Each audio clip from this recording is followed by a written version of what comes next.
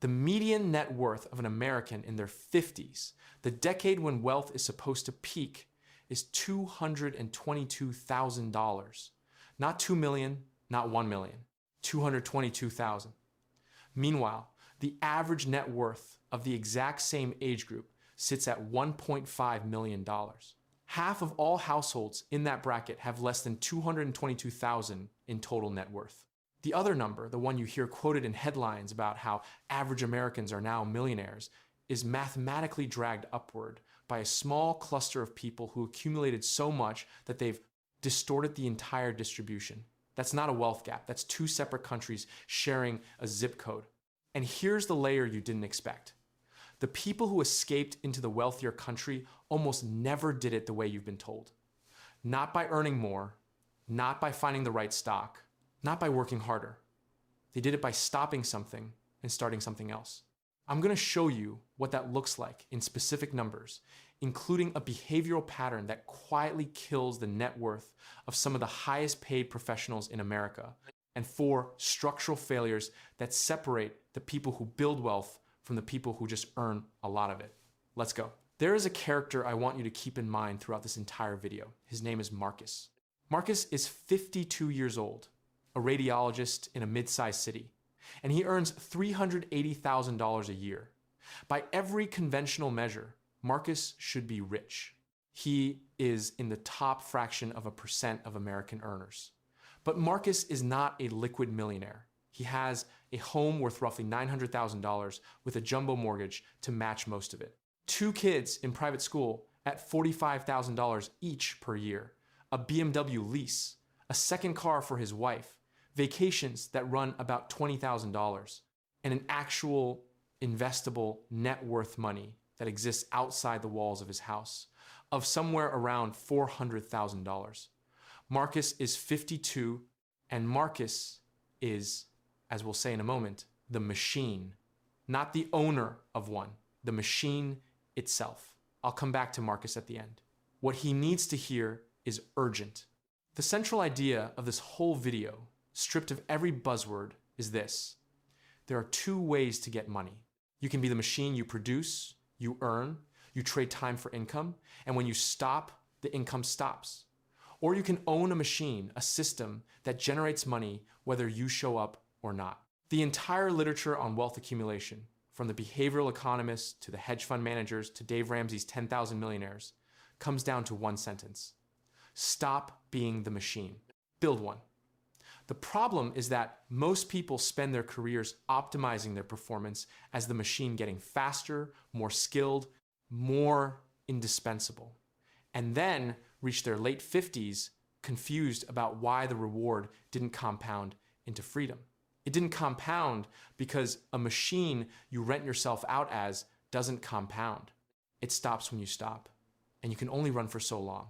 Historically, the S&P 500 has returned about 11.5% annually, according to Fidelity. That means $500 invested monthly over 28 years could realistically cross the $1 million mark. A dollar you earn and spend is gone. A dollar you earn and route into an index fund turns into 12 cents of additional output per year, which turns into 12 cents of its own, and so on, accelerating with every year it runs. That's not a motivational speech. That's arithmetic. The machine you build runs.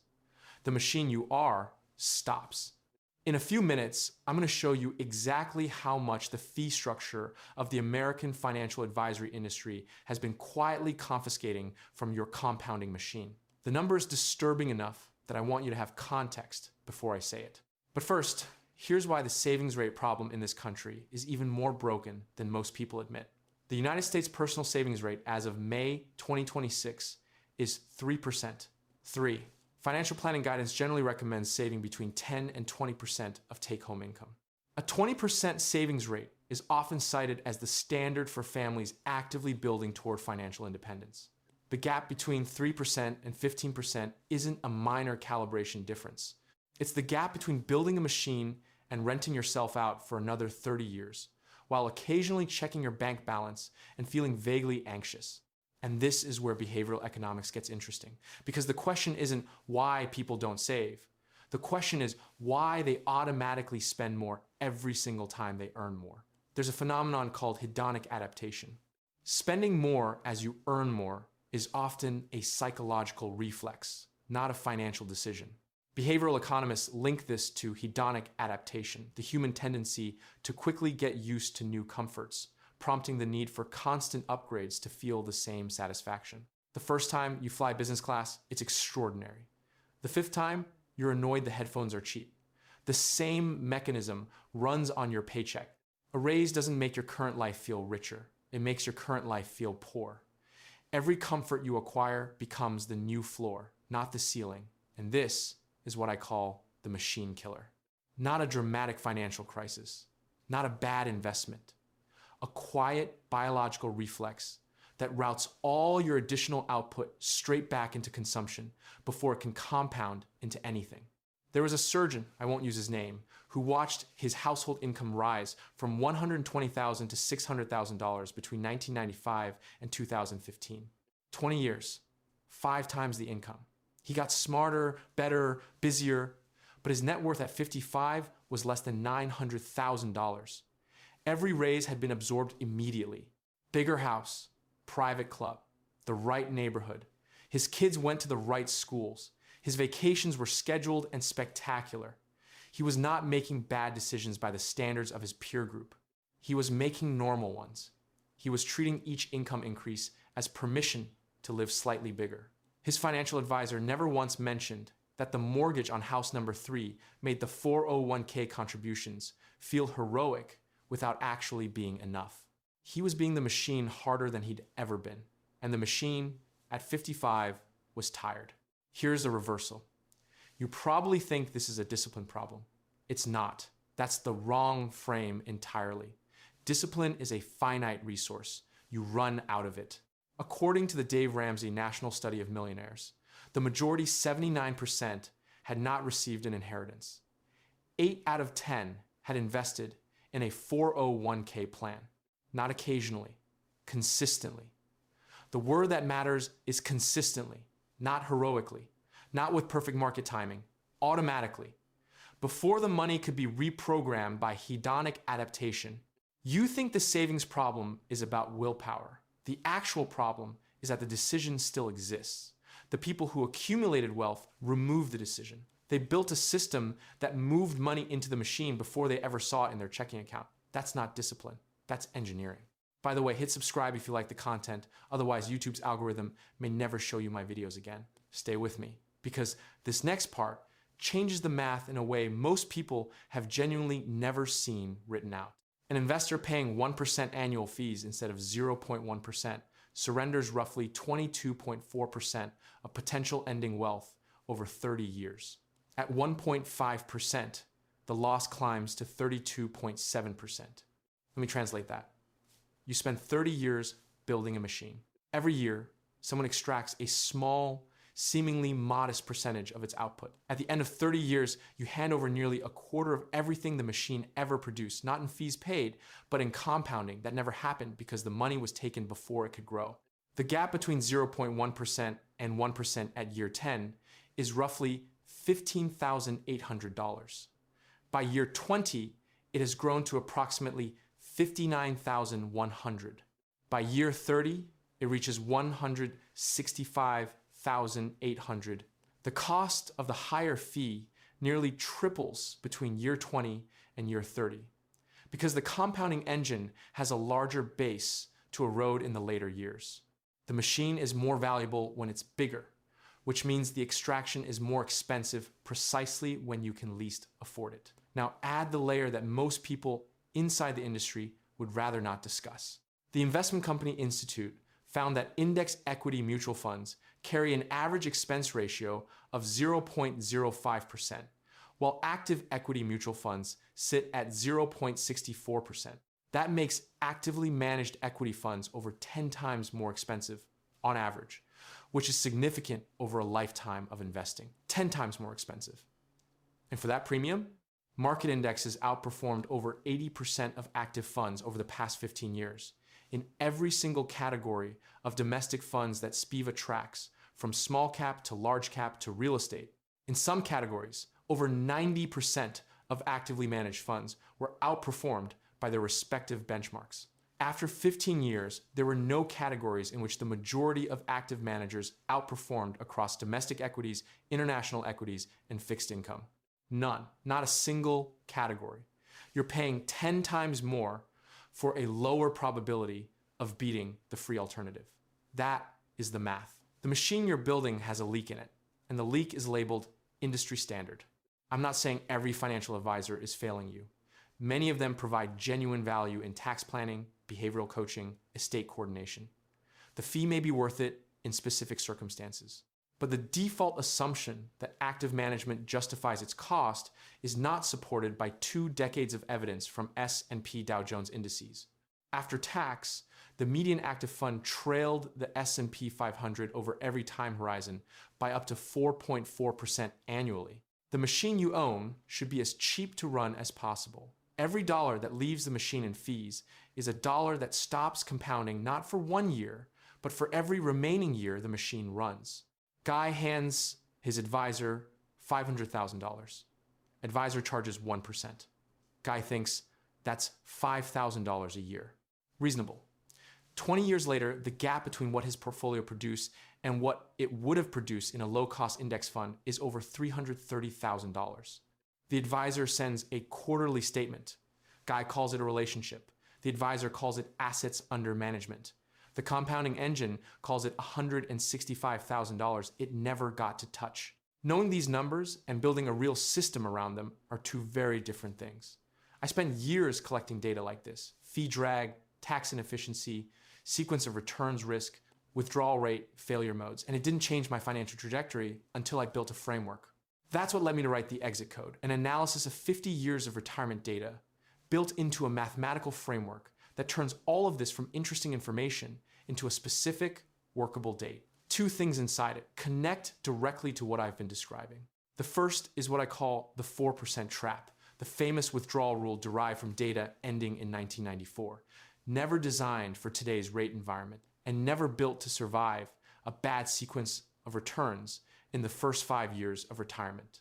The book covers the dynamic withdrawal method that replaces it a responsive, historically tested approach that adjusts based on actual portfolio performance rather than a static percentage locked in decades ago. The second is the lazy portfolio, an extremely low-cost, historically validated allocation structure that has outperformed the average actively managed portfolio over 30-year windows. Not by being clever, by being cheap and consistent.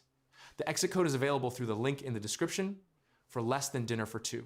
The math inside it is not my opinion.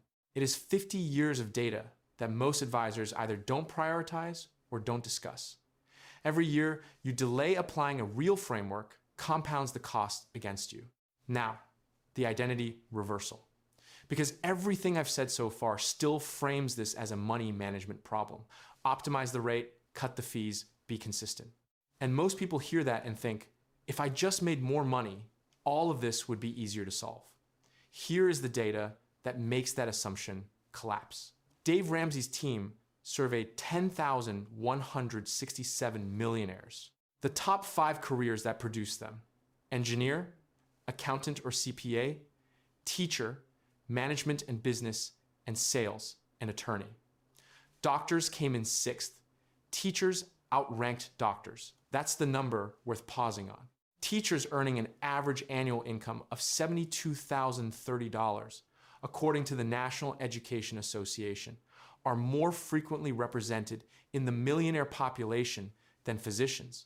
Not because there are more teachers, because the behavior pattern of teachers, steady income, access to a 403B or 401k, 3 decades of automated contributions, no variable income pressure to spend aggressively produces wealth. The career that produces the highest income does not produce the most millionaires. The career that supports the most consistent machine building behavior does. 93% of those millionaires said they got their wealth because they worked hard, not because they had big salaries.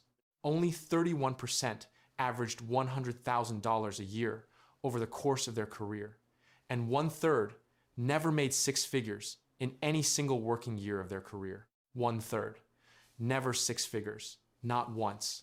These people are millionaires now, And Marcus, who earns $380,000 and is still running in the wrong direction. The income is not the variable that matters. The behavior is the variable. And the behavior is upstream of the income by about 10 years. The behavioral signal is even sharper when you look at the credentials. 8 out of 10 of the millionaires surveyed invested in their company's 401k plan. 88% graduated from college, but 62% went to public state schools, and only 8% attended a prestigious private school. Only 15% of millionaires are in senior leadership or C-suite roles. Not Harvard, not Goldman, not McKinsey. Public universities, steady jobs, 4 decades of boring, automated investing. The identity of someone who builds a machine is not correlated with elite credentials. It's correlated with the decision to route a consistent percentage of income into something that runs without the person. That decision, that's the variable. Now we get to the part that feels the most concrete and is also the most alarming, because the time element is where most people's intuition is completely wrong. 2 people, both named Dave, both earn $80,000 a year. Dave 1 saves 3% of his income, $2,400 per year. The current national savings average. Dave 2 saves 15%, $12,000 per year. Both invest in a diversified index fund averaging a 10% annual return over 30 years. At 65, Dave 1 has approximately $430,000. Dave 2 has approximately $2,170,000. Same income, same market, same 30 years. 5 times more money. The difference is one behavioral decision made at the start of each paycheck. And before you say 15% is impossible on $80,000, understand the median emergency savings for Americans right now is $600, according to a 2025 survey by Empower. The money is not unavailable. The system that captures it before it evaporates doesn't exist. But there is a third Dave. Same $80,000 salary, same 15% savings rate. Dave 3 just starts at 25 instead of 35. He invests for 35 years instead of 30. At 60, Dave 3 has approximately $3,400,000. Not because he's smarter, not because he earned more, because he started a decade earlier. The cost of that 1 decade, assuming everything else is identical, is roughly $1.3 million in final portfolio value. People treat compounding like it's linear. Add a year of contributions, add a proportional chunk of money. But compounding is exponential. The later years of a compounding portfolio are worth dramatically more than the early ones. That lost decade isn't 10 years of missed contributions. It's the exponential kicker that grows on 35 years instead of 25, and that kicker is enormous.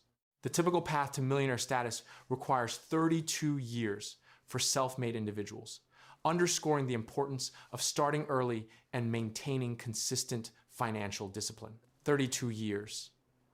And the average millionaire in America is 61 years old, with 66% of millionaires falling within the 60 to 79 age range, demonstrating that wealth accumulation is typically a multi-decade journey. This means they started somewhere between their late 20s and early 30s, not at 45 when they got serious, not at 50 after a financial shock.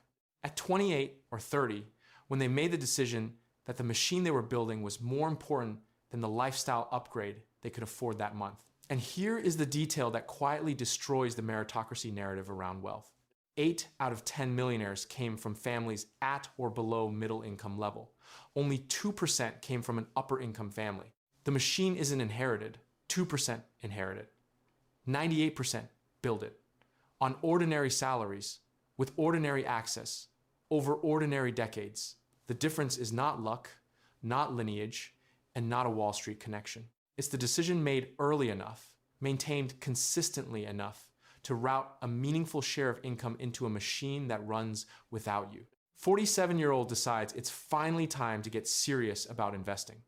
Opens a brokerage account, picks an actively managed mutual fund charging 1.2% in annual fees, checks the portfolio every 3 days, sells during the first correction, moves everything into a savings account earning 0.4%, tells his friends he tried the stock market. What he actually tried was being the machine but inside a different container.